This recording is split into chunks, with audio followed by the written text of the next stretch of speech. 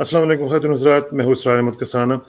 ख़ातिन हज़रात, आज एक बड़ा हादसा हुआ है भारत में और उनके जो CDS हैं, chief of defence staff, Bipin Rawat साहब, उनका इंतकाल हो गया है और बड़ा शदीद किस्म का हादसा, बड़ा ही अफसोसनाक वाक़या हुआ है। और ये तमिलनाडु में हुआ है और वहाँ पे वो अपनी एक डिफेंस के रिलेटेड जो सेरेमनी थी वहाँ पे जा रहे थे, तो बिल्कुल उतरने से थोड़ी देर पहले ही ये हादसा पेश आया है, तो जिसमें काफ़ी लोग 14 के करीब लोग जो हैं वो उसमें हलाक हो गए हैं। और इसके ऊपर हमारे पाकिस्तान की तरफ से भी इज़हार अफ़सोस किया गया है और आर्मी चीफ साहब की तरफ से भी। तो हम भी अपना उसमें इज़हार अफ़सोस का इज़हार करते हैं, ख़ास तौर पे इसलिए भी कि हमारे हमसाये में अगर इस तरह का कोई वाक़या होता है तो हमें फ़ील होता है कि इस तरह का हम उनके गम में बराबर के शरीक हैं। साथ-साथ जो आज हमने दूसरी चीज़ डिस्कस करनी है वो ये है कि जो सियालकोट का वाक़या हुआ, उसमें मैं ज़ाती तौर पे बड़ा परेशान था पहले, जिस तरीके से ये सारा वाक़या हुआ, लेकिन उसके बाद हमने जो रिस्पॉन्स देखा है, वो मैं समझता हूँ कि बड़ा ही पॉज़िटिव है और उसने पाकिस्तान को, मेरा ख़्याल है कि पॉज़िटिव तरीके से आगे बढ़ाया है। और उसमें जिस तरह की कौम ने उसका साथ दिया, कौम इकट्ठी हो गई, तो ये भी एक बड़ी पॉज़िटिव डेवलपमेंट है।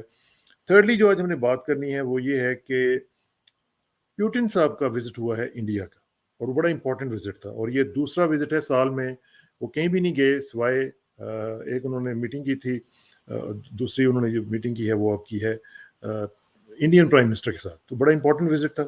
और चौथी जो बात हमने थोड़ी सी डिस्कस करनी है वो ये है जो कि डेमोक्रेसी समिट हो रही है अमेरिका की तरफ से, उसमें पाकिस्तान की शिरकत और उसके इम्पैक्ट जो हैं उसका ज़रा तजिया करेंगे और तमाम उमूर पे गुफ्तगू करने के लिए हमारे साथ मौजूद हैं जनरल नईम खालिद लोधी साहब और साबिक वफाकी वज़ीर दिफा रहे हैं और साबिक सेक्रेटरी दिफा भी रहे हैं, तो इसलिए बड़े ही इंपॉर्टेंट लेवल्स पे काम कर चुके हैं। जनरल साहब अस्सलाम वालेकुम जी।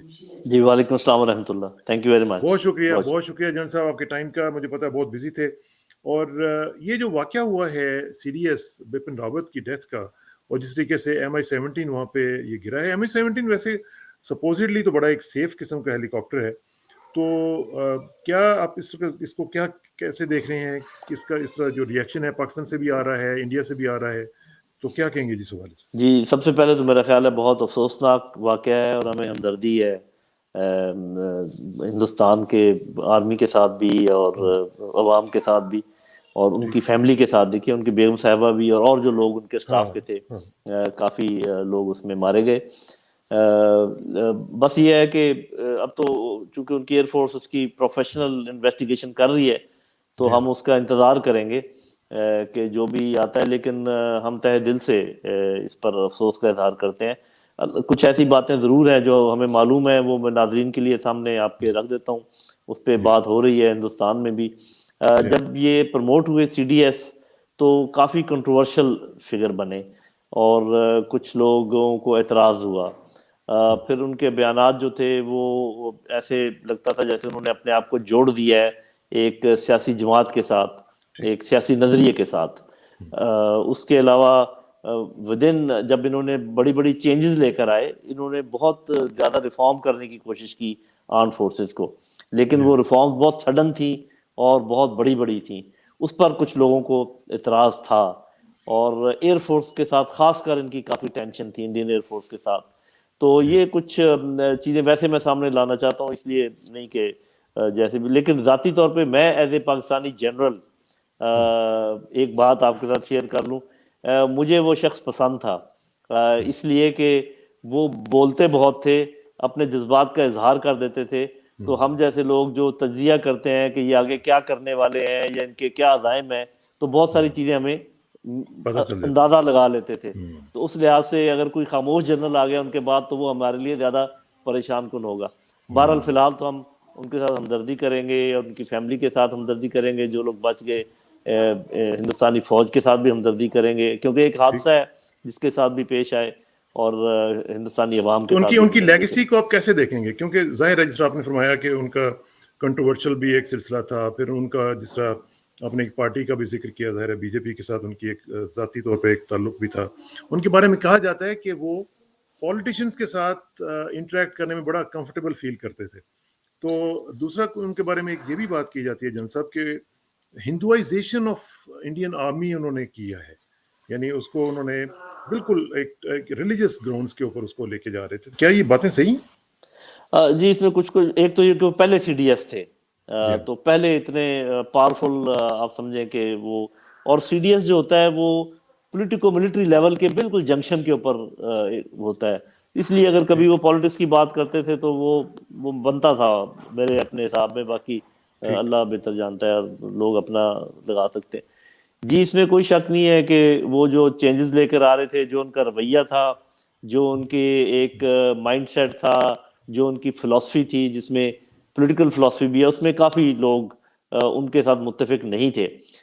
جو ان کے جانے کا خلا، جیسے اگر آپ پوچھتے ہیں وہ یوں ہوگا کہ ایک تو جو وہ ہمہ گیر چینجز لانا چاہ رہے تھے فوج میں، وہ شاید کچھ سلو ہو جائے، ڈپینڈ کرتا ہے کہ آنے والا جو ہے نا وہ کس طریقے سے ان کو دیکھتا ہے۔ دوسرا یہ ہے کہ ان کے عزائم پاکستان اور خاص کر مقبوضہ کشمیر کے متعلق کوئی اچھے نہیں تھے، اور وہ اگر عنقریب کوئی ان کے ذہن میں ایسا پلان تھا، میرا خیال وہ ذرا ڈیلے ہو جائے گا۔ تو یہ دو بڑے امپیکٹ اس میں ہو سکتے ہیں کہ جو ان کی لائیو چینجز، جو ان کی لائیو آرگنائزیشن چینجز، اس میں ڈیلے ہو سکتی ہے، اور جو ان کا رویہ تھا پاکستان کی طرف یا مقبوضہ کشمیر کے لوگوں کی طرف، خاص کر انہوں نے یہاں تک کہا تھا کہ ہم ان کا ڈی این اے چینج کر دیں گے، جو کہ بہت ہی ایک غیر مناسب اسٹیٹمنٹ تھی۔ تو ہو سکتا ہے کوئی تبدیلی آئے، لیکن ہمیں انتظار کرنا پڑے گا۔ جی انتظار کرنا پڑے گا، ٹھیک ہے۔ اب چونکہ بھارت ہی کی بات ہو رہی ہے تو جن صاحب میرا خیال ہے کہ پیوٹن کا جو وزٹ ہوا ہے 6 کو، اس کا بھی ذرا تجزیہ کر لیتے ہیں کہ ان کا جو وزٹ ہے بڑا امپورٹنٹ قرار دیا جا رہا ہے، بہت زیادہ ان کے پیکٹس ہوئے ہیں، ٹریڈ پیکٹس ہیں، انویسٹمنٹ پیکٹس ہیں، وہ سائن ہوئے ہیں۔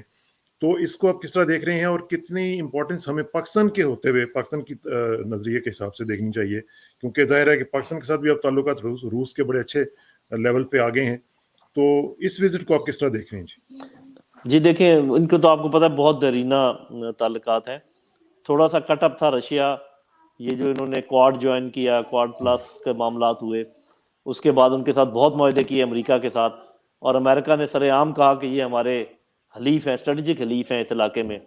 اور میرے خیال روس کے وہ جو پالیسی ہے اس کے برخلاف چائنا کے ساتھ انہوں نے اپنا بہت زیادہ بڑھایا معاملات جو ہیں ان کے ساتھ، سٹینڈ آف جو ہے۔ لیکن اب یہ جو معاملہ ہوا ہے، اس سے یہ ہے کہ لگتا ہے بھارت پھر بیلنسنگ ایکٹ کوشش کر رہا ہے، ان سے جو ٹھیک چیزیں لینی ہیں وہ بھی لے رہے ہیں، جو امریکہ یا یورپ سے چیزیں لینی ہیں وہ بھی لے رہے ہیں۔ تو یہ ایک اچھی ڈپلومیسی کا انہوں نے مظاہرہ کیا، ہمیں ہاں اس سے سیکھنا چاہیے۔ ہم ہاں سے یہ قابو نہیں ہو رہا معاملہ چین اور ہاں امریکہ کے درمیان۔ رشیا، میں جب تھوڑی دیر کے لیے ڈیفینس منسٹر تھا انٹرم سیٹ اپ میں، تو کم از کم 2 دفعہ ان کے ڈیفینس منسٹر آئے، اور وہ یہ کہتے رہے کہ جی آپ جو نا ہمارے ساتھ تعلقات بڑھائیں۔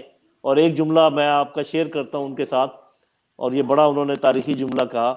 انہوں نے کہا کہ آپ کو احساس نہیں ہے کہ آپ کی بھی باری آنے والی ہے؟ تو میں نے ذرا کہا کہ اس کو ایکسپلین کریں، تو انہوں نے کہا ایکسپلین میں نے کیا کرنا ہے، آپ لیبیا کو دیکھ لیں، آپ نائجیریا کو دیکھ لیں، آپ سیریا کو دیکھ لیں، آپ عراق کو دیکھ لیں، تو کیا یہ کوئی بائی چانس تو نہیں ہے کہ سارے مسلم ممالک جو ہیں گھیرے میں آ رہے ہیں؟ تو آپ کس زوم میں مبتلا ہیں کہ آپ کو اندازہ نہیں ہے کہ آپ کی باری آنے والی ہے؟ تو بہرحال یہ بات یہ میں جہاں تک پہنچا روسی سکتا ہوں، وزیر دفاع نے آپ کو کہا؟ جی روسی وزیر دفاع نے مجھے یہ بات کہی، تو یہ بات پہنچائی میں نے، اور میں یہ سمجھتا ہوں کہ وہ سچ کہہ رہے تھے، اور انہوں نے کافی انتظار کیا ہمارا، یہ بھی مجھے لگا، اور اس میں کچھ نہ کچھ آپ سمجھے کمی ہماری اس کی ہے، ہماری طرف سے جو ہماری فارن پالیسی کی، جو اتنے وہ ادھر نہیں آئے اور ادھر چلے گئے، ورنہ میرا خیال ہے وہ کافی دیر سے پاکستان آنا چاہ رہے تھے۔ 1-2 دفعہ آپ کو یاد ہوگا اعلان بھی ہوا کہ اعلان وہ بھی ہوا تھا، پاکستان کا بالکل۔ دورہ کریں گے، لیکن پاکستان یہ فیصلہ نہیں کر پایا کہ ہم نے اپنی ڈائریکشن کون سی رکھنی ہے، اور یہ بڑے افسوس کی بات ہے۔ یہ واقعتاً افسوس کی بات ہے، اور اس میں میرا خیال ہے جو ہمارے جو اسٹریٹجک تھنکرز ہیں، ہمارے جو تھنک ٹینکس ہیں، خاص طور پہ گورنمنٹ لیول پہ، ان کو بھی ذرا سوچنا چاہیے کہ یہ معاملات جو ہیں وہ بار بار پھر اپرچونٹی جو ہے وہ نوک نہیں کیا کرتی۔ جی بالکل، اس میں کوئی شک نہیں ہے، اور ابھی ہمیں یہ بھی فیصلہ کرنا چاہیے۔ ہمیں اصل میں بات یہ ہے کہ دوست اور دشمن تو آپ کو پتہ ہے کہ انٹرنیشنل ریلیشن میں اپنے انٹرسٹ کے مطابق ہوتے ہیں، ٹھیک بات، تو یہ ٹھیک بات۔ کسی کی باتوں میں آنے کی ضرورت نہیں ہے۔ ہمیں یہ پتہ لگانا چاہیے کہ اس خطے میں جہاں ہم موجود ہیں، کیونکہ ہمارے انٹرسٹ تو کوئی ورلڈ کے لیول کے انٹرسٹ تو نہیں ہے، ہمارے انٹرسٹ تو ٹھیک، ریجنل ہیں، بالکل اور بالکل۔ باقی تو ورلڈ میں ٹھیک ہے ہر ایک کے ساتھ تعلقات ہوتے ہیں۔ ریجن میں ہمیں یہ دیکھ لینا چاہیے کہ کس کا کیا انٹرسٹ ہے۔ اٹ از سو سمپل کہ جس کے ساتھ آپ کے انٹرسٹ ملتے نہیں ہیں بلکہ کراس ہوتے ہیں، ان کے ساتھ آپ آگے نہیں چل سکتے، اور آپ کو ان لوگوں کے ساتھ چلنا چاہیے جن کے انٹرسٹ آپ کے ساتھ منطبق ہوتے ہیں اس علاقے میں۔ یہ کون سی بڑی سائنس ہے میرے بھائی؟ اس میں بھی اگر ہم ناکام ہوتے ہیں تو اس کا مطلب یہ ہے کہ پھر ہمارے اندر ایسے لوگ بیٹھے ہوئے ہیں جو یہ کام سیدھا ہونے نہیں دے رہے۔ یہ تو بات درست ہے، یہ اس پہ پہلے بھی ہم نے ایک دفعہ بات کی تھی جن صاحب، کیونکہ یہ جو چیزیں ہیں یہ ہم لوگ نہ جانے کیوں امریکن سے اتنے زیادہ مرعوب ہیں، اتنے زیادہ متاثر ہیں کہ ہمارے جو بھی ایون اسٹیبلشمنٹ کے بھی جو حلقے ہیں ان میں بھی ہم دیکھتے ہیں، ہمارے جو سویلینس ہیں ان میں بھی دیکھتے ہیں کہ ایک خاص قسم کا ان کا ایک ڈومینیشن ہے ہمارے اوپر، ہماری تھنکنگ کے اوپر۔ تو یہ جو چیز ہے اس کو کیسے ٹھیک کیا جا سکتا ہے؟ آپ تو ماشاءاللہ اسٹریٹجک تھنکر بھی ہیں اور آپ اس لیول پہ کام کر چکے ہیں جہاں پہ ڈیسیژن میکنگ ہوتی ہے۔ جی یہ بالکل آپ نے ٹھیک کہا۔ سب سے پہلے تو اس میں جو انسانی ذہن کی جو کمی ہے، جو آپ ولنریبلٹیز ہیں وہ جاننا ضروری ہے۔ اس کے مطابق وہ نیریٹو جو ادھر سے آتا ہے، کیونکہ ہم کس کو سنتے ہیں؟ ہم میں سے کتنے لوگ ہیں جو چائنا کا ٹی وی لگاتے ہیں یا چائنا سے کسی چیز کو سنتے ہیں، یا ان کے جو سوشل میڈیا پہ چیز، ان کا تو سوشل میڈیا ہی الگ ہے۔ ہمارا تو سوشل میڈیا کا جو بیس ہے، فریم ہے، وہی امریکن۔ ہماری صحیح ساری بات۔ خبریں C N N, B B C, Fox News, اور یہ ہمارے سورسز ہیں۔ تو جب وہ ہمارے اوپر بمبارڈمنٹ کرتے رہیں گے تو نیچرلی انہوں نے ہمیں یہ باور کروا دیا ہے کہ آپ کسی کام کے نہیں ہیں، آپ کا ہم نے باندھ دیا ہے آپ کو آئی ایم ایف میں اور ایف اے ٹی ایف میں۔ اور جیسے وہ کسی کو میسمرائز کرتے ہیں نا، وہ بندہ کہتا ہے ابھی تم سونے لگے ہو، ابھی تم سو جاؤ، تو وہ آپ کو یہ بتا رہے ہیں کہ تم کمزور ہو، تم کسی کام کے نہیں ہو، اور تمہاری اکانومی بالکل بیٹھ گئی ہے اور تم اب کچھ نہیں کر سکتے، اور ہم سر ہلا رہے ہیں کہ جی آپ ٹھیک کہہ رہے ہیں، آپ ٹھیک کہہ رہے ہیں۔ یہ وجہ ہے کہ جس سے ہماری لیڈرشپ مروب ہے، اور ان کو یہ نہیں پتا کہ اگر آپ ہر سال اگر زیادہ گہرائی میں، گہرے کھڈے میں گر رہے ہیں تو یہ کیسے ممکن ہے کہ 3 سال کے بعد آپ اس میں سے نکل جائیں گے؟ آئی ایم ایف نے اگر پہلے آپ کو کبھی نکالا ہے تو یہ پھر تو آپ کہیں جی دیکھیں پہلے بھی ان کا اتنا فائدہ ہوا تھا، کبھی نہیں ہوا، تو اب کیسے ہوگا؟ اور ایف اے ٹی ایف سے کیوں ڈرتے ہیں؟ آپ برملا کہیے کہ ہم نے جو کرنا تھا کر دیا، ابھی آپ نے جو کرنا ہے کر لیں۔ بہت مشکل یہ فیصلہ ہے، میں سمجھتا ہوں۔ آپ کو اپنی بیلٹ کسنی پڑے گی، آپ کو اپنے دوستوں کے ساتھ پہلے مشاورت کرنی پڑے گی، لیکن اگر آپ یہ ڈر ڈر کے جیتے رہے تو نہ آپ جئیں گے اور نہ مریں گے۔ اور یہ سلسلہ جو ہی چلتا رہے گا اور ہماری جو آزادی ہے وہ کمپرومائز ہو سکتی ہے خدا نخواستہ، جی ہو رہی ہے کیونکہ ایسا۔ ظاہر ہے کہ جو معاشی آزادی ہے، آزادی یہ جی جی جس طرح آپ نے آزادی یہی فرمایا کہ ہوتی آئی ہے ایم نا ایف کہ کا آپ جو اپنے، ذکر، جی آزادی یہی ہوتی ہے نا کہ آپ اپنی مرضی کے فیصلے کر سکیں، فورن پالیسی کے بالکل اور بالکل معاشی پالیسی کے، وہ اب نہیں کر پا رہے۔ آپ کے اوپر تھوپا جا رہا ہے کہ یہ کرو، یہ کرو، اونچا اوپر کر دو آپ اپنا جو انٹرسٹ ریٹ ہے، فلانا آ کے آپ کا بنے گا بینک کا، اور فلانا آ کے آپ کا یہ بنے گا، بس that is it, sovereignty is gone. ہاں۔ اور خاص طور پہ یہ جو بھی ریسنٹ ہوا ہے سارا سلسلہ، اور خاص طور پہ اس کے ساتھ ساتھ آپ دیکھیں کہ جو سعودی عرب کے ساتھ جو ڈیل ہوئی ہے $3 ارب کی، اس میں بھی جو شرائط رکھی گئی ہیں جنرل صاحب، میں تو سمجھتا ہوں کہ کوئی دوست ملک تو اس طرح کی شرائط نہیں رکھ سکتا ہے، جس طرح کہ 72 آورس کے نوٹس کے اوپر انہوں نے کہہ دیا کہ ہم لے لیں گے اور یہ ڈیفالٹ ہم کنسیڈر کریں گے اگر آپ چھوٹے سے بھی کوئی ایکشن کریں گے۔ آئی ایم ایف کے ساتھ بھی اگر آپ کا ڈیفالٹ ہوگا تو اس کو بھی ہم ڈیفالٹ سمجھیں گے۔ تو دیکھیں نا جی وہ یہ چیزیں، مزید باندھا ہے نا آپ کو، مزید ہاں ہم سمجھتے ہیں کہ صرف ہمیں امریکہ باندھ رہا ہے، امریکہ کے چیلے بھی ہمیں باندھ رہے ہیں، لیکن ہماری شاید سمجھ سے فی الحال باہر ہے۔ بات ٹھیک۔ دیکھتے ہیں کہ کب ہماری اچھا سمجھ میں آئے گا۔ یہ جو سعودی عرب کی آپ نے بات کی، لیکن میں چاہتا ہوں کہ تھوڑا سا یہ پیوٹن کا ذکر جو ہم نے کیا تھا اس کو ذرا ہم انجام تک لے جائیں۔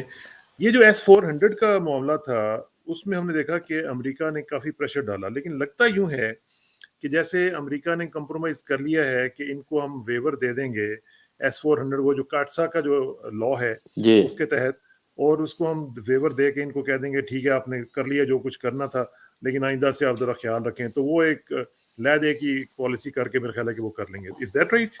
جی میرا خیال ہے کہ ایسا ہی ہوگا۔ اس سے پہلے آپ کو پتا ہے ایران کے تیل کے سلسلے میں ویور ملا تھا، ایران کے ساتھ ہاں جی، ٹریڈ کے سلسلے میں ان کو ویور ملا تھا فار ہاں سم ٹائم، ہاں اور کافی اس کا استعمال انہوں نے کیا، بلکہ یہاں تک کہ ایران کی بندرگاہ کو یہ ڈیولپ کر رہے تھے۔ تو وہ صاف ظاہر ہے کہ امریکہ جب دیکھتا ہے کہ اس علاقے میں سب سے بڑا ملک یہی ہے کنزیومر کے لحاظ سے بھی اور آبادی کے لحاظ سے بھی، تو ان کا رجحان اسی طرف جاتا ہے۔ لیکن میں نے پہلے بھی یہ بات کہیں کہی ہے کہ امریکیوں کو اب پتہ چلے گا کہ ہم جیسے جذباتی دوست ان کو دوبارہ کبھی نہیں ملیں گے۔ ہمیں الگ کرنے کا ان کو خمیازہ بھگتنا پڑے گا. پہلے بھی بھگتا ہے انہوں نے اور بھی وہ بھگتیں گے. صحیح بات. اچھا جی، آپ ذرا تھوڑا سا آ جاتے ہیں یہ ڈیموکریسی سمٹ جنرل صاحب. اس کے اوپر بڑا واویلا مچا ہوا ہے کہ امریکہ نے کہا جی کہ ہم ڈیموکریسی سمٹ کرنا چاہتے ہیں. دنیا کو انہوں نے 2 بلاکس میں تقسیم کر دیا ہے کہ جو ہمارے ساتھ ہیں، جو ڈیموکریسی ان کی ڈیموکریسی کے مطابق جو چاہتے ہیں وہ اس میں انوائٹ کیا ان کو. اس میں اکثر ممالک تو کئی لوگ تو ایسے بھی ہیں جن کا ڈیموکریسی کے ساتھ تعلق بھی نہیں ہے. لیکن مجھے صرف یہ بتائیں کہ پاکستان کو بھی انوائٹ کیا گیا ہے. پاکستان کے لیے یہ کتنا بڑا چیلنج ہوگا اس کے اندر شرکت کرنا، کیونکہ چائنا اور روس جو ہیں ان کو انوائٹ نہیں کیا، اور چائنا نے اس کے اوپر خاص طور پہ اوپنلی آ کے بلنٹلی انہوں نے کہا کہ یہ تو بہت غلط کام کر رہے ہیں امریکنس ڈیوائڈ کر کے. جی اس میں ایک تو یہ ہے کہ پاکستان کو انہوں نے انوائٹ کیا ہے پارشل ڈیموکریسی. انہوں نے جو نا بنائی ہے ان کی آگے کیٹیگریز بنائی ہیں. کیٹیگریز بنائی تو پہلے بات تو یہ کہ پاکستان کو اگر پارشل ڈیموکریسی کہیں اور اس کے باوجود پاکستان چلا جائے تو اس کا مطلب پاکستان نے وہ گھونٹ پی لیا، ایکسیپٹ کر کڑوا گھونٹ پی لیا، ایکسیپٹ کر لیا. ابھی ٹھیک ہے آپ جو ہمیں کہتے ہیں ہم مانتے ہیں کہ ایسے ہی ہے. دوسری بات یہ ہے کہ اگر چائنا سے مشاورت کیے بغیر پاکستان اٹینڈ کرتا ہے تو جب چائنا کا سٹانس بالکل کلیئر ہے کہ وہ اس کے حق میں نہیں ہے، تو چائنا سے پھر آپ کیا ایکسپیکٹ کریں گے جب کبھی کوئی ویٹو کی بات آئے گی یا کیا آئے گی؟ تو وہ پھر تو مجھے یقین ہے کہ چائنا کے ساتھ ضرور بات چیت ہوئی ہوگی. اس کے بعد ہی پاکستان وہاں جائے گا، کیونکہ اس کا ایک پازیٹیو سائڈ بھی ہے کہ پاکستان کی وہاں موجودگی شاید چائنیز کو انٹرسٹ کو لک آفٹر کر سکے، جو کہ ہے تو مشکل لیکن بہرحال اس کی کوشش کی جا سکتی ہے. تو بات یہ ہے نا کہ جب آپ کسی چیز کو ڈیفائی کرنے کی پوزیشن میں ہی نہیں ہے تو پھر آپ کیا کریں؟ کیونکہ وہ آپ ایک سلاٹ اور نیچے چلے جاتے ہیں امریکہ کی نظروں میں اگر آپ یہ اٹینڈ نہیں کرتے، جس کا یہ مطلب یہ ہے کہ ایک اور سخت گانٹھ باندھ دی جائے گی آپ کے اوپر اکانومی کی.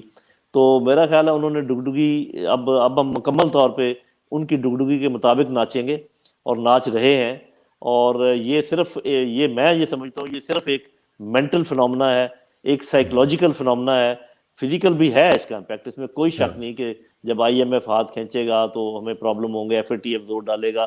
لیکن آپ کب تک یہ ڈگڈگی پر ناچتے رہیں گے؟ وہ تو آپ کے کستے چلے جا رہے ہیں. یا تو ہو نا کہ کوئی ڈھیل ملی ہو آپ کو کسی بھی صورت میں، وہ تو نہیں ہے. آپ کا ہر آنے والا کل پچھلے کل سے جو ہے نا زیادہ پریشان کن ہے.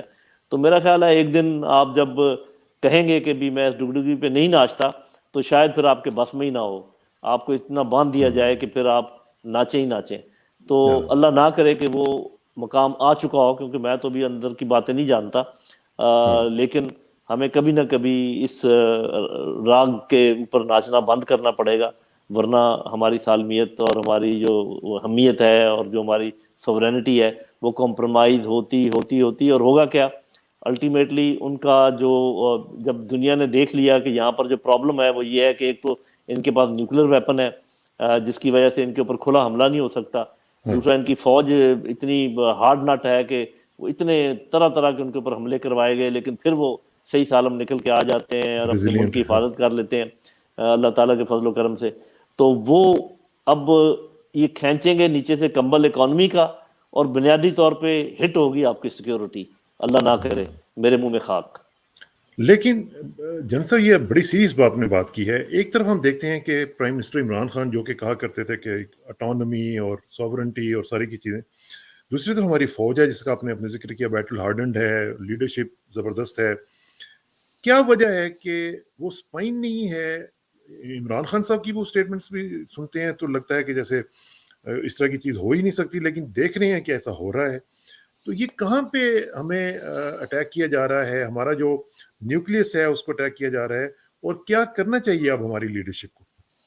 جی ایک آپ نے سنا ہوگا ایک فنومنا ہے جس کو کہتے ہیں بوائلنگ فراگ فنومنا، جس میں آپ مینڈک کو نیم گرم پانی میں ڈالتے ہیں اور نیچے آگ جلا دیتے ہیں. آہستہ آہستہ temperature 1 centigrade by 1 centigrade بڑھتا ہے اور آپ کو احساس نہیں ہوتا، اور ایک ٹائم آتا ہے کہ وہ پانی ابال کے قریب آ جاتا ہے، پھر آپ بالکل معاف ہو جاتے ہیں، آپ کے سب ٹانگیں ہاتھ اس فراگ کے، اور وہ پھر باہر نہیں نکل سکتا. باہر نہیں نکل سکتا. تو میرا خیال ہے کہ ہمارے ساتھ وہ بوائلنگ فراگ فنومنا ہو رہا ہے، جس کی وجہ سے ہمارے لوگوں کو غیر محسوس طور پر امپرسیپٹیبل طریقے سے ایک ایک کر کے نوچ اوپر جا رہا ہے معاملہ. وہ لوگ جو گھوڑوں پہ بیٹھے ہوئے ہیں ان کو نظر نہیں آ رہا کہ نیچے کیا ہو رہا ہے، لیکن جو باہر سے لوگ دیکھ رہے ہیں، جو نیچے بیٹھے ہوئے لوگ ہیں، ان کو شاید پتہ چل رہا ہے. یا پھر یہ بھی ممکن ہے کہ میرے جیسے لوگوں کی معلومات بہت ناقص ہوں اور ہمیں بالکل غلط اندازہ ہو کہ یہ کیا ہو رہا ہے اور اصل میں کوئی بہت اچھا کام ہو رہا ہو. وہ جب سامنے آئے گا تو پتہ چلے گا. لیکن جل صاحب یہ تو آپ نے بات میرا خیال ہے کہ آج ہی میں کہہ دی ہے, آپ کو نہیں پتا ہوگا, یہ کیسے ہو سکتا ہے کہ نہ پتا ہو, لیکن آپ کی جو عوام کی نبض ہے اس کے اوپر آپ کا ہاتھ رہتا ہے, آپ لوگوں سے ملتے رہتے ہیں, آپ کو پتہ چلتا رہتا ہے. پھر ظاہر ہے کہ آپ کے جونیئرز ہیں, وہاں پہ آپ کو اطلاعات بھی آتی ہوں گی, لیکن جو اطلاعات باہر کی دنیا سے ہمیں مل رہی ہیں وہ کوئی اتنی اچھی نہیں ہے. اب یقین کریں کہ جن لوگوں سے ہماری بات ہوتی ہے باہر کے ممالک میں, امریکہ میں, ادھر ادھر, تو وہاں سے تو جو اطلاعات آ رہی ہیں وہ کوئی اتنی اچھی نہیں آ رہی. جی آپ صحیح کہہ رہے ہیں. میں بھی یہی کہہ رہا ہوں کہ جو ہم زمین کو دیکھ رہے ہیں جتنا دیکھ سکتے ہیں, کیونکہ میں یہ نہیں کہتا کہ میں عام آدمی ہوں, کیونکہ یہ اگر میں کروں کلیم تو وہ درست نہیں ہوگا. لیکن ہمارے گھر لوگ ہیں, ہم گاؤں میں جاتے ہیں, ہمارے گاؤں کے لوگ ہیں, ان کے ساتھ ہم اٹھتے بیٹھتے ہیں, تو اگر مکمل نہیں تو کچھ نہ کچھ اندازہ تو آپ کو ہو جاتا ہے کہ ہو جاتا ہے. ٹھیک معاملات زمین پر کیا ہے. اور پھر یہ جو انٹرنیشنل ریلیشنز کے معاملات ہیں ان کو تو ہم دیکھ رہے ہیں, جو سیکیورٹی کے معاملات ہیں وہ میں نظر آ رہے ہیں, ان کے تو ہم ایکسپرٹ بھی ہیں. تو اس لیے جن خدشات کا میں اظہار کر رہا ہوں وہ خدشات میرے دل میں ہیں, اور وہ لیکن انفاؤنڈیڈ نہیں ہے. ہاں جی انفاؤنڈیڈ نہیں ہے میرے پوائنٹ آف ویو سے, لیکن ٹھیک دعا میری پھر بھی ہے کہ اللہ کرے کہ وہ انفاؤنڈیڈ ہوں.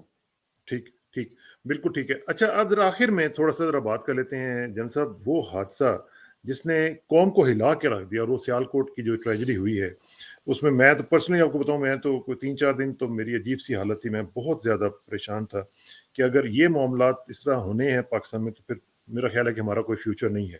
لیکن ایک چیز جو اچھی ہوئی ہے وہ یہ ہوئی ہے کہ اس پہ قوم کھڑی ہو گئی ہے. ہم نے دیکھا ہے پہلی دفعہ کہ علماء نے ایک پازیٹیو کردار ادا کیا ہے, قوم نے ان کو بیک کیا ہے, وکلاء جس طرح ہم یہ بات کر رہے تھے وکلاء نے کہہ دیا ہے. اس حادثے سے کیا سیکھا جا سکتا ہے جی, اور کتنی بڑی اپورچونٹی ہے اپنے آپ کو ٹھیک کرنے کی؟ دیکھیں جی, جو زیادہ تر لوگوں نے اس حادثے کے محرکات اور انالائز کیا ہے, انہوں نے 4 چیزوں کا برملا ذکر کیا ہے, اور میں پہلے ٹھیک سے بھی کہہ رہا تھا, دوبارہ میں دہرا دیتا ہوں.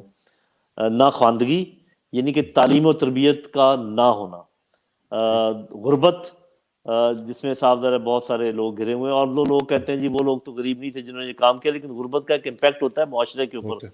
Over all.